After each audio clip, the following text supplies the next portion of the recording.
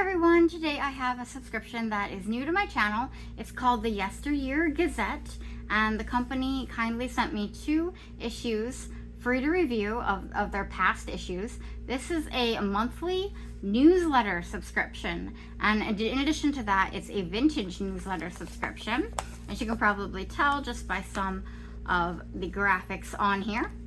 And this newspaper is basically meant to kind of educate and give you things to read about things that happened in the past, vintage recipes, birthdays of famous people from the past, things like that. And I'll go into more detail about what you can expect in each issue.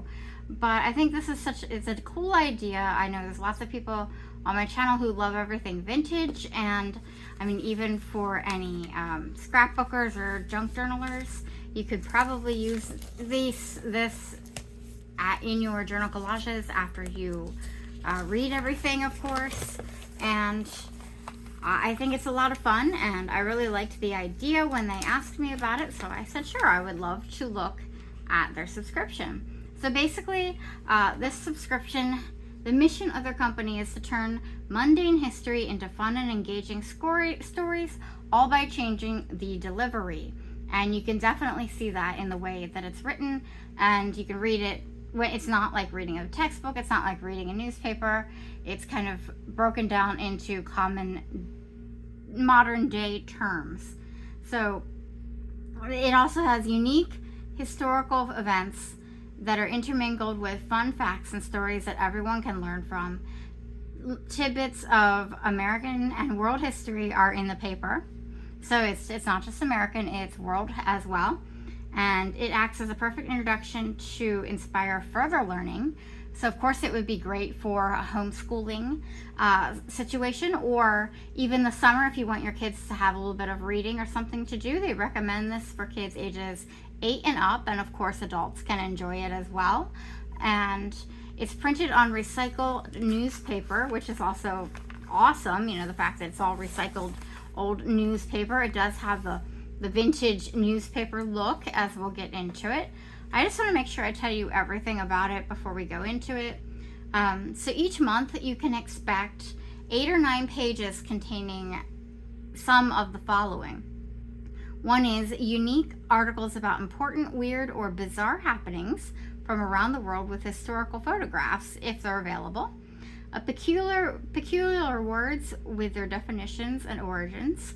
A weird historical law, vintage jokes straight from the funny papers of the past, recipes that are probably older than you, fun word finds or crossword puzzles, and more. So it was definitely some things of interest for sure. I mean, I think there's something for everybody in this newspaper, and it's $9 a month if you subscribe to it monthly, and then you can pick plans. You can pick pay 6 months in advance and save $4, and pay 12 months in advance and save $8. And the shipping is included in that $9 fee, and basically shipping is the cost of a stamp, so they will ship anywhere, not just the US, but anywhere in the world. But the shipping might, go up a little bit because it'll be more than the cost of the US postal stamp. You can ask them about that if you're in another country, if you're interested in if it will stay the same price. Two women started this subscription, and I was really interested. Like, if you would go on their website, you'd read their bios about them and how they got the idea, and it's a really, really neat story. So they also have past issues available for $5 each, which is awesome. Like, I have the past issues of March and April of 2025 here. So if you see one that you're interested in that I go over, then you might be able to pick it up for $5, and that's still including the shipping. That's a really good deal. Most of their issues are going to contain a wide variety of topics. However, occasionally they just started this year throwing in an edition all about one topic. When we get to the April edition, it's all about the Titanic. So if you have a particular interest in the Titanic, you might be interested in picking this up. It has some cool photos in here, and we'll go over that when we get to it. But I wanted to let you guys know that is an option. they'll be doing more of those in the future. I don't know when or how often. They just experimented with it in April of this year.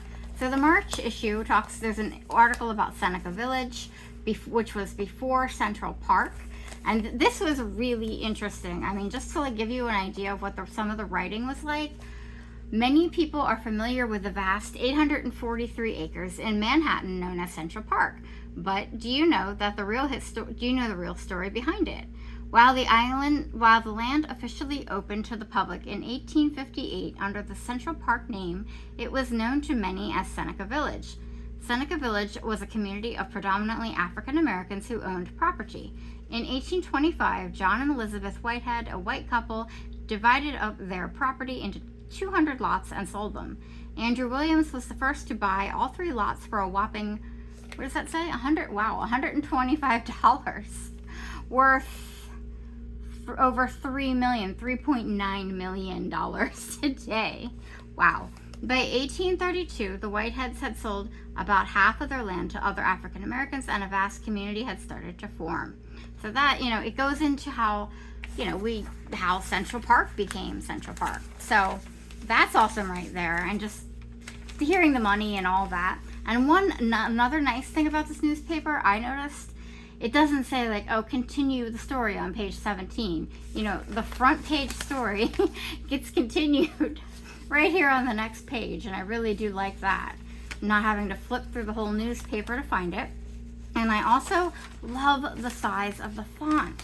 You guys, I was able to hold that under the camera and read it to you, mostly. I was making some mistakes, probably, with my vision, but overall, I like the bigger font. I think if you're an elderly family member, I think they might enjoy this too, if they like history. I think my grandmother would have loved this. It's just, it's easier to read too because of the bigger font. It is across an entire page in a bigger area, and then there was this article on knocker-uppers, which I had never heard about, but there are these people who wake people up, and it was in I forget which countries, part of the urban life in the United Kingdom and Ireland during the late 19th and early 20th centuries. The human alarm clocks would roam the streets in the early hours to wake up their clients by knocking on windows with long sticks or whatever they saw fit. They typically worked between 3 a.m. and 7 a.m. to ensure factory workers and other early risers were up on time for their shifts. So, I mean, did you guys know that the UK and Ireland used to have knocker-uppers? It's just bizarre. I'm missing a page here. It's just bizarre and random facts. And I think it's interesting. And I'm not going to go over every article, don't worry. I just want to give you an idea of what is in one issue. So here's the man who saved the world. And there's some pictures too, and everything is vintage. It's also black and white, so great for any junk journaling, like I said. The shortest war in history. And I actually didn't read these articles yet. I'm interested to hear what war that is. If anybody knows, you can type it in the comments below. I can see if you're right. Now this is where it gets to some of the fun things that they said would happen, would be in every issue. One of this, I hope this is on the camera, being famous birthdays of the past. So in March we have Albert Einstein, Sarah Caldwell, and what is that name? Amerigo Vespucci. And it has their birth dates. So that's interesting right there. And I'll read you one of them because it's written in an interesting way. And sorry for the crinkling, I want you to get a feel of it if you're interested in a subscription. So to me, out of these 3 people, sorry, but Albert Einstein sounds the most interesting. Of course, with my science background. Of course, I know about him the most. So anyway, he was born March 14th, 1879. But then literally it goes to first person. So it is written like Albert Einstein wrote this. So I want to give you a heads up about that. When I was reading it first, I have to admit that threw me off a little bit because I guess we're in newspapers, we're used to reading about obituaries, or we're used to reading in third person. So there is that warning there. But it said, I won't read the whole thing, but just to give you an idea, I was born in March of 1879 in Ulm, ULM, Germany. When I was 1 year old, my parents moved my sister and I to the city of Munich, where I grew up to become a mathematician and physicist who developed the theory of relativity. I made significant contributions to quantum mechanics, and my formula E equals mc squared is considered the world's most famous equation. I didn't know that was the most famous equation. I struggled with speaking when I was younger and could not speak until I was 4 years old. However, I enjoyed music and started playing the violin when I was just 5. So it talks about his life, which I think, as adults, I just thought, oh wow, I didn't know that. And then of course kids might be able to identify with Einstein because of his musical interests at an early age, not to mention his speech issues until he was 4. So I think that shows you right there kind of what it was like, how everyone can identify or relate to this newspaper subscription. So here's the vintage recipe of the month, and you can actually make these, which is really neat and has the ingredients and all the instructions for sticky orange cake. And we have a black and white photo of the sticky orange cake, and we have the ingredients. I want to see, nothing is really out of the ordinary in terms of vintage. We do have it, it's all in cups and tablespoons, teaspoons, sugar, vanilla extract, everything we have today, butter, eggs, and then the instructions, so you can follow along. They talked about word searches or crossword puzzles. So we have a word find for the Yesteryear Gazette on the back here. So, and we just have, it's words from this current issue. Like there's Seneca, Central, Orange, Knocker, Submarine, et cetera, all these words were in our article. So that's great for kids too if they're learning more new vocabulary words. Overall, I got the impression that this was geared towards kids. But like I said, I think it's really fun for adults too, to read it and find out interesting facts and some new things, especially if you want to repurpose it later. You can read it and then do something, journal or whatever you want to do. I just think it's something, and it's things we wouldn't necessarily think of to write about. So I want to show you what's in the all Titanic issue, because I'm sure a lot of you are interested in hearing about that. I think the Titanic it's a definite human interest piece in terms of a story and what happened, and we're all very familiar with the movie, but there's so much more to it than the movie, and there's been lots of talk about it even today in terms of the mission and the expedition and what happened and everything. So here's the Titanic before the iceberg, and I already read this talked about what the ship did itself before it hit the iceberg and what it looked like, and just different things about the ship before that day. I should show you that it came in an envelope of this size. It was just one stamp for the US to mail it. The other side has my mailing address, but it also has the symbol for the Yesteryear Gazette, the puppy, the dog, and the human that was on the front page. Just wanted to let you know that was the size it came in, and that's why it's folded into 4 sections, which is making it a little tough for my tiny table here. But so after, the Titanic article continues, we have what happened once, of course, it hit the iceberg, and then into the Atlantic Ocean, and different pictures in black and white over here from the time period. And this is all just, like I said, the whole issue is based on the Titanic, although I didn't look at the extras in the back yet. Now this article is interesting too, debunking Titanic myths. So different things we might have thought, obviously. One commonly perpetuated myth is that the Titanic was universally regarded as unsinkable, quote unquote. While promotional material did during that time describe the ship as practically unsinkable, this phrase was more a reflection of the vessel's advanced safety features, such as its watertight compartments.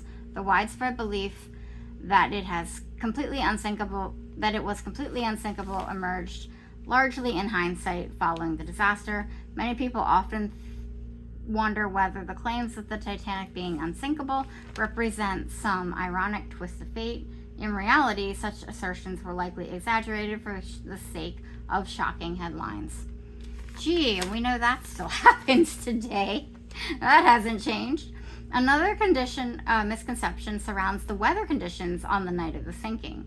Contrary to depictions of rough seas in some stories, historical accounts and survivor testimonies confirm that the sea was unusually calm that night, causing the iceberg's lack of visibility due to the absence of breaking waves. It's also worth mentioning that the moon had already set, making the detection of anything on the surface nearly impossible. So it lists some of the myths go more than one paragraph, so it's an interesting read for sure. And then bizarre survival stories, and they have different people and how they survived the Titanic incident, which is very, that's of course, we should probably read up on those, right, and learn from these people, these survivors. So the birthdays for this edition, all 3 of these people were aboard the Titanic. So that's really cool that they did incorporate the birthdays into the whole theme. I hadn't heard of any of these people. Margaret Molly Brown, Isidore Strauss, and Churchill Candy. I'm not sure if I'm saying that correctly, but that's really great that they incorporated their theme. So the vintage recipe of the month is Hamilton pudding. I honestly don't know if that has anything to do with it. Maybe it was, oh, here it is about whether it's on the Titanic, and that's a very vintage looking graphic. While this was not a dessert listed on the Titanic menu, it was a dish that was served aboard the RMS Olympic that carried the survivors to safety. Many say it was a small comfort that the ship was able to offer while they continued sailing for New York. Okay, guys, I have to admit I've never heard of the RMS Olympic. Maybe I have to finish reading this edition, but I feel like I need to do additional research here and learn some things. And of course, we have another word find on the back with all of the words being related to the Titanic and what was read in this issue. So I just want to be clear that this April Titanic issue is all 1 month, and the first one I showed you, the March issue, is a second month. So each month you get 1 issue. So it is a monthly subscription, and it's literally the cost of a postage stamp. Nothing difficult to store or anything like that. So let me know what you think of the Yesteryear Gazette. I think I was really intrigued by this idea, and it seems like there's a good amount of information in each article, in each issue rather, and I think that both women did a great job with this newsletter. I think both adults and kids alike would find this interesting. Families especially, you would probably enjoy reading this with your kids or seeing what your kids would say about it, after they read it.